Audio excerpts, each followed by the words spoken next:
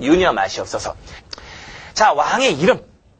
자, 왕의 이름에는 여러 가지 왕의 이름이 있어요. 일단은 살아있을 때 쓰는 이름이 있고요. 죽었을 때 쓰는 이름이 있어요. 휘, 자, 호, 그다음에 존호 이런 것들은 결국 살아있을 때 이제 쓰는 이름을 말하고요. 그다음 묘와 시호 같은 경우는 이제 죽었을 때 이제 듣는 이름이 묘와 시호예요, 보통. 근데 여기서 제가 오늘 제 중점적으로 볼 것은 바로 이 휘야. 그다음에 자호에서 이 휘에 대해서 조금 더 말씀을 드려보려고 합니다. 자, 한번 보겠습니다. 휘. 위시라는 건 뭐야? 그냥 여러분이 쓰는 이름이에요. 제 이름이 뭐예요? 내 이름은 정녕 모르는 게냐? 내 이름은 정녕 모른다니 주리를 틀어야겠다. 제 이름 뭡니까? 제 이름은 영환이죠. 응? 옛날 영환도사도 있었는데 잘 모르니? 자, 영환. 자, 나 영환이야. 영자가 무슨 영자입니까? 길영자. 기리기리. 환자는 빛나올 한자야. 기리기리 빛나는 게야. 나 영환입니다. 나 기리기리 빛나고 있어. 이런 뜻이옵니다. 멋지지 않습니까? 자, 휘자는 그런 영환을 말하고 있는 거죠. 생전에 쓰던 이름을 휘라고 부르는 것이옵니다. 이 자라고 하는 것은 관례 때, 이 관례, 어떤 그런 관례 때 쓰는 이름들을 갖다가 우리가 뭡니까? 호칭을 우리가 보통 자라고 부르는데, 자는 잘 쓸 리가 않죠. 관례만 쓰는 이름이니까.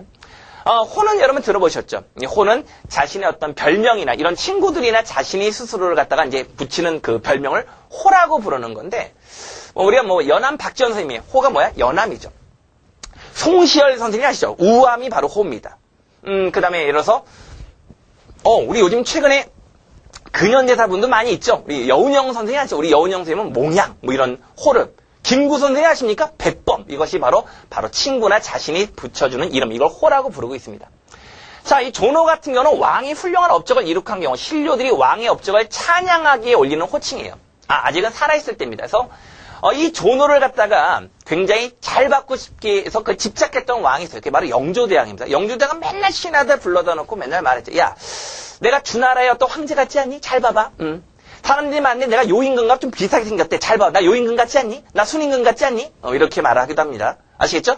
야, 나 지금 한나라의 한무제 같다던데? 나 당태종 같대? 이런 식으로서 계속 신하들에게 자꾸 하니까 신하들이 너무 지겨워가지고 그냥 시호로 갖다 이 존으로 갖다 붙여줬다는 그런 얘기들이 많이 있어서 영조의 존은 굉장히 길어요, 진짜로. 아마 우리나라 역대 왕 중에서 가장 긴 존으를 가졌던 분이 아마 영조대왕이 아니겠는가 생각을 합니다. 시호는 아까 말씀드렸죠. 자, 분명히 왕이 죽었을 때 그의 일생을 평가하고 공덕을 기리기 위해 있는 바로 호칭이 바로 시호를 말하고 있다라고 얘기했어요. 말씀드렸습니다. 그래서 아까 소현세자나 사도세자가 바로 세자 시절 때 바로 시호를 말하고 있는 거죠. 자, 그 다음에 여러분이 보통 알고 있는, 여러분이 제일 많이 익숙한 게 바로 묘예요. 묘는 뭡니까? 그렇죠. 왕이 일단 죽고 3년상이 끝나고 신주, 바로 종묘에 왕의 신주들을 모시는 곳이죠. 우리 맨날 종묘사직을 생각하시옵소 전하 할 때 이 종묘라고 하는 것은 왕의 신주를 모시는 거고, 사직이라는 것은 바로 이날의 농경사이잖아. 그 곡식신, 그 곡식과 관련된 신을 모시는 것이 사직이야. 그래서 경복궁의 왼쪽과 오른쪽에 종묘와 사직이 있는 거예요. 그래서 맨날 종묘와 사직을 생각하셔야 됩니다 전하, 이런 것이 바로 그런 의미야. 좀 알고 배우면 되게 쉽죠. 그래서 그 신주를 갖다가 부르는 호칭을 우리가 바로 묘라고 불러요. 그러니까 태종, 세종 아십니까? 단종, 이게 다 뭡니까? 묘호를 말하고 있다는 거 놓치시면 아니 되옵니다. 유념하시옵소서. 자, 우리 한번 태조하고 4대 왕 세종을 한번 잠깐 보여드릴게요. 휘는 뭡니까? 성게야. 성게라고 하니까 무슨 바다에서 나는 성게 아니야? 이 성게는 굉장히 쇼맨십이 대단한 사람이에요. 정말 이런 쇼맨십은 좀 가져야 될 필요가 있어요. 이 나라의 군주가 되고 싶은 사람은 이런 쇼맨십이 필요해요. 한 300m 바깥에 사과를 딱 걸어놔요. 내가 활을 쏴서 저 300m 밑에 있는 저 사과를 맞힌다면 하늘의 뜻이 나한테 있는 게야. 이제 하늘의 뜻이 나한테 있으니 내가 이 나라의 군주가 되는 게 마땅하겠지. 내가 스스로 시험해 보겠노라 하면서 활을 당기면 많은 신하들이 지켜볼 거 아니야. 그래서 이미 그전나 내 생각이야 이건. 엄청 연습했겠죠. 생각해봐. 그러면서 활을 당깁니다. 그래서 딱 하면 딱 부딪히는 거죠. 그래서 봐라. 이제 내가 이 나라의 왕이 될 수 있는 그런 운명을 타고난 게 해서 막 신하들이 와! 박수 쳐주고 멋져요! 이렇게 얘기해가지고 왕이 되기도 하고. 근데 이런 사람이 우리나라만 있는 건 아니에요. 프랑스의 나폴레옹 3세라고 루이 나폴레옹이라 했는데 이 친구는 좀 이성계보다는 저는 어떤 그런, 뭐랄까, 재주는 없었어요. 그러니까 어떤 쇼맨십이 아니라 약간 사기를 쳤죠. 이 자기 머리에다가 이제, 뭡니까? 이 소고기 이렇게 올려놓는 거야. 그리고 모자를 쓰고 나니까 이 소고기 냄새를 맡고서 뭐가? 독수리가 자꾸 머리를 맴도니까, 자, 봐라. 하늘의 제왕 독수리가 내 머리를 맴도는 걸 보니 내가 이 나라의 군주가 되는 건 당연한 게 해서 바로 자신의 황제에 취임할 수 있는 어떤 명분을 획득하게 됐다. 뭐 이런 얘기들이 있어요. 여러분 머리에 뭘 올려놓을지 모르겠어. 여러분 그러니까 막 기내가 다니고 뭐 이럴 수도 있겠죠. 근데 자는 뭡니까? 중결. 자라고 하는 것은 보통 이름을 말하고 있는 거죠. 그러니까 아니 이름이 아니라 아까 말씀드린 것처럼 이제 관례 때 쓰는 이름이 바로 종결이고, 호는 이제 송원이죠. 친구들이 붙여줬겠죠. 됐습니까? 조노 있고요. 시오, 그다음에 묘가 이제 태조 이렇게 부르는 거라고 말씀을 드리고 있습니다. 자, 이제 우리가 사대 세종, 휘. 그쪽까지 몰랐죠? 누구랍니까? 바로 이도 아느냐? 이도 아느냐? 너 때문에 이 나라가 망친 게야. 너는 이 나라의 백성들을 시험하고 있는 게야, 이도! 어때? 비슷하십니까? 이게 바로 이도, 도자죠.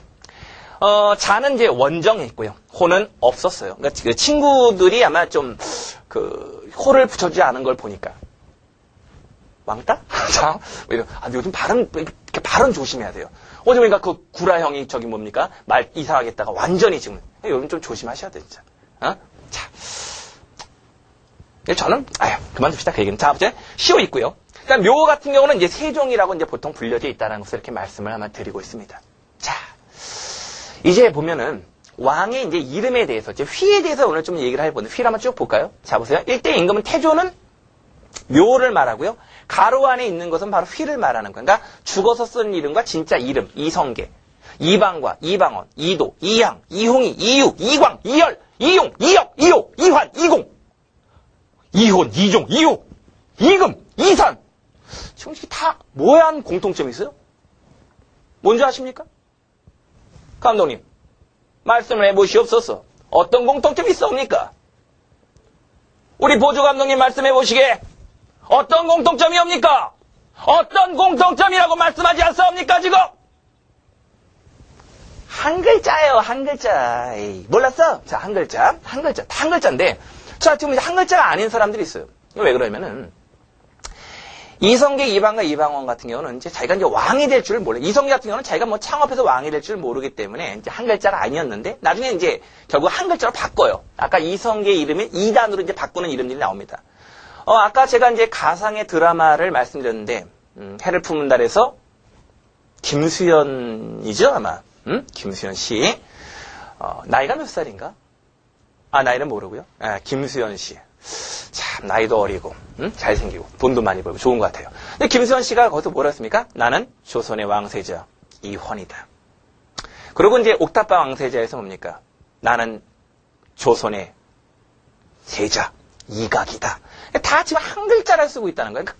바로 가상 드라마에서도 지금 조선의 왕의 이름이 다 한 글자였기 때문에 결국 한 글자를 사용하고 있다. 한마디로 외자가 많다라는 거죠. 그럼 왜 이렇게 외자가 많을 수밖에 없었는가에 대한 얘기를 하도록 하겠습니다. 근데 여기 잠깐 먼저 봐야 될 것이, 단종의 이름이 벌써 왕이 될 줄 알았는데 왜 이홍이? 요건 먼저 얘기할게요. 이홍이.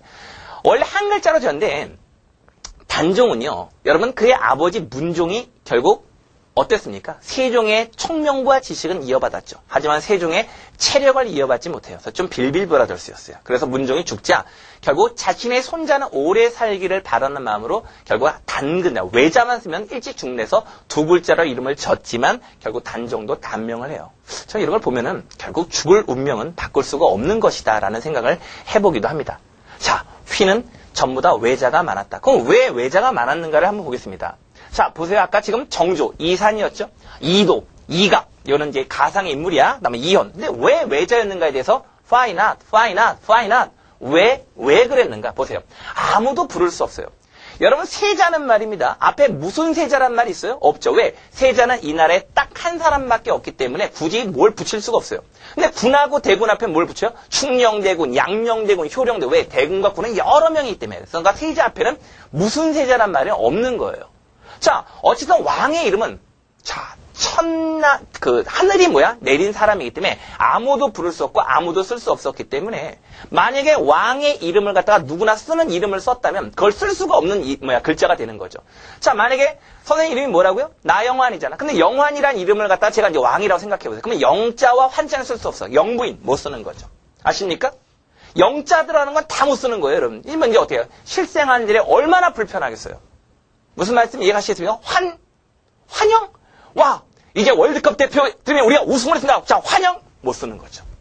그러니까 이거는 백성들을 생각하는 어떤 애민사상이 표현됐기 때문에 이때 왕의 이름은 거의 쓰지 않는 글자. 5편에도 나와 있지 않는 글자로 왕의 이름을 썼다고 하는 것이 일반적인 정설이다라고 말씀을 드리고 있습니다. 왕의 이름. 왕의 이름은 왕의 삶과 왕의 역사가 있습니다. 바로 대군으로 끝났냐, 세자로 있었느냐, 이런 걸 통해서 이 사람의 어떤 결국 그 당시의 과정, 대충 이 사람들이 살아가는, 이 왕들이 살아갔던 그 시대의 어떤 역사를 여러분이 알 수 있다는 것이다. 항상 드라마나 어떤 픽션으로 있었던 이런 드라마나 영화를 볼 때도 항상 어느 정도 팩트를 기준으로 픽션을 만드는 거예요. 제가 여러분들에게 오늘 좀 재미있게 하고자 항상 여러분에게 좀 이렇게 약간 웃기기도 하고도 했지만 사실 우리가 여기서 봐야 되는 하나의 진실은 뭡니까? 조선 왕조는 세계를 유례상 찾아올 수 없는 가장 긴 왕조로 알고 있습니다.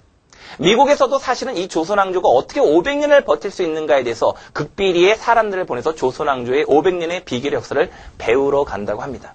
신토부리. 우리 것이 정말 소중한 거예요. 항상 지금의 우리나라 사람들이 외국 것에 빠져있을 때 정말 우리가 가진 소중함을 잃어버리는 것은 아니겠는가. 저는 그래서 이 조선의 왕과 관련된 이런 드라마나 영화를 볼 때도 여러분들이 그 속에서 어떤 기본적 지식을 가지고 좀 봐나간다면 훨씬 더 우리 역사를 쉽게 이해할 수 있고 우리 역사의 자랑스러움 또 우리 역사의 아픔 이런 것을 이해하면 앞으로 우리가 좀 더 진보적 방향으로 나갈 수 있는 것이 아니겠는가라는 생각을 합니다. 왕의 이름 그 속에 역사가 보인다. 여러분, 항상 이 나라의 역사를 왕의 이름을 통해서 이렇게 재조명해봤습니다.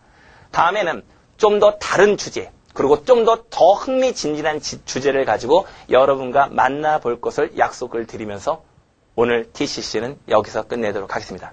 저는 메가스터디에서 출제자를 앞서가는 최고의 퀄리티, 나영환 선생이었습니다. 여러분 대단히 감사합니다.